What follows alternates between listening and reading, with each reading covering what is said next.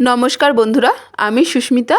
আমার মতো অনেকেই তোমরা ডব্লিউবিএসএসসি গ্রুপ সি গ্রুপ ডির ফর্ম ফিল আপ করেছো।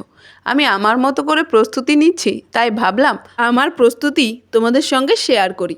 দেখো, জিকে পার্টে একটা চ্যাপ্টার রয়েছে ইন্ডিয়ান হিস্ট্রি অ্যান্ড জিওগ্রাফি।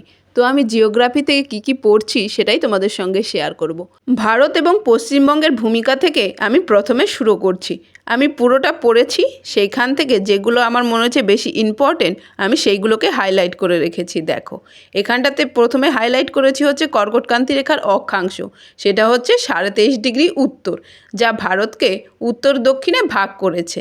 এরপর কর্কটক্রান্তি রেখা আমাদের ভারতের কোন কোন রাজ্যের উপর দিয়ে গেছে সেটাকে হাইলাইট করেছি। আর এটা খুবই ইম্পর্টেন্ট একটা কোশ্চেন। দেখো, গেছে হচ্ছে গুজরাট, রাজস্থান, মধ্যপ্রদেশ, ছত্তিশগড়, ঝাড়খণ্ড, পশ্চিমবঙ্গ, ত্রিপুরা এবং মিজোরামের ওপর দিয়ে। এরপরে দেখো, ভারতের প্রমাণ সময়রেখা হচ্ছে উত্তরপ্রদেশের এলাহাবাদের কাছে মির্জাপুরে। এই মির্জাপুরের ক্লক টাওয়ারই থেকেই ভারতের প্রমাণ সময় গণনা করা হয়। এরপরে হচ্ছে আয়তনের দিক থেকে ভারতের স্থান হচ্ছে পৃথিবীতে সপ্তম এবং জনসংখ্যার দিক থেকে পৃথিবীতে ভারতের স্থান হচ্ছে দ্বিতীয়। এরপর হচ্ছে ভারতের উত্তরতম বিন্দু হচ্ছে লাদাখের ইন্দিরাকল এবং দক্ষিণতম বিন্দু হচ্ছে তামিলনাড়ুর কন্যাকুমারী। এরপরে দেখো, ভারতের দক্ষিণতম স্থলবিন্দু হলো আন্দামান নিকোবর দ্বীপপুঞ্জের হচ্ছে নিকোবর ইন্দিরা পয়েন্ট। এরপরে পূর্বতম বিন্দু আছে অরুণাচল প্রদেশের কিবিথু এবং পশ্চিমতম বিন্দু হচ্ছে গুজরাটের গুহার মোটার।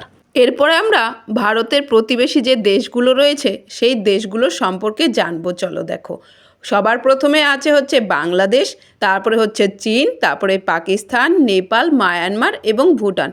ভারতের প্রতিবেশীদের শ্রীলঙ্কার সঙ্গে ভারতের কোনো স্থল যোগাযোগ নেই, এই কথাটাও আমাদের মাথায় রাখতে হবে।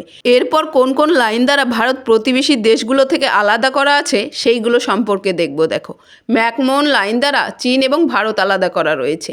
র্যাডক্লিফ লাইন দ্বারা ভারত পাকিস্তান, ডুরান্ড লাইন দ্বারা ভারত আফগানিস্তান, এলওসি দ্বারা হচ্ছে ভারত আর পাকিস্তান অধিকৃত কাশ্মীর, যেখানে এলওসির ফুল ফর্ম হচ্ছে লাইন অফ কন্ট্রোল আর এলএসির ফুল ফর্ম হচ্ছে লাইন অফ অ্যাকচুয়াল কন্ট্রোল। এরপরে দেখো, একটা লাইন আছে ভারত ও নেপালের মাঝে অবস্থিত একটি বিখ্যাত ট্রানজিট পয়েন্ট হলো সোনাউলি শহর। আমি ভারতের সম্পর্কে বললাম, পরের ভিডিওতে পশ্চিমবঙ্গ সম্পর্কে বলবো। ধন্যবাদ।